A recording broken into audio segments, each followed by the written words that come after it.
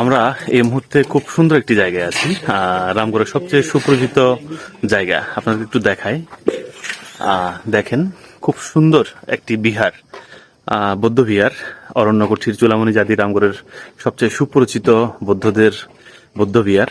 এখানে আসলে ভালো লাগে, কারণ এখানে চারিদিকে প্রকৃতি, পরিবেশ, মুগ্ধকর দৃশ্য।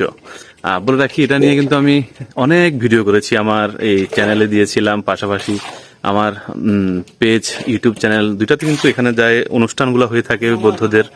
অনেক হাজার হাজার ভক্ত এসে থাকেন। এটার ইতিহাস অনেকে জানেন।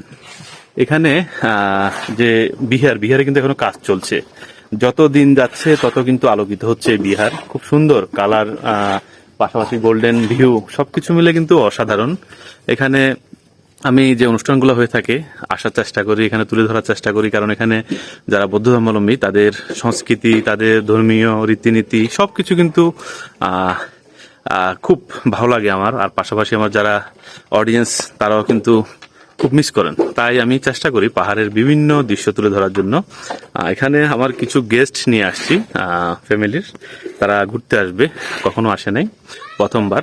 তাদের সবারই কিন্তু খুব ভালো লেগেছে।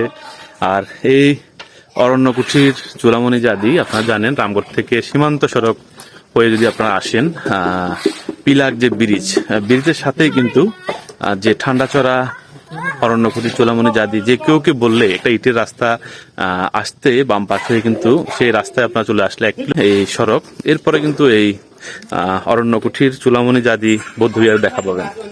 তো এখানে আশেপাশে অনেক পাহাড় আছে, পাশাপাশি গাছপালা, প্রকৃতি, সবুজ, সবকিছু নিয়ে অসাধারণ। আপনাদের ভালো লাগবে, কারণ আপনারা অনেকেই কিন্তু সীমান্ত সড়কে আসেন ঘুরতে। সীমান্ত সড়ক পাশাপাশি এই বৌদ্ধ বিহারটাও আপনাদের প্ল্যানে রাখবেন, খুব ভালো লাগবে।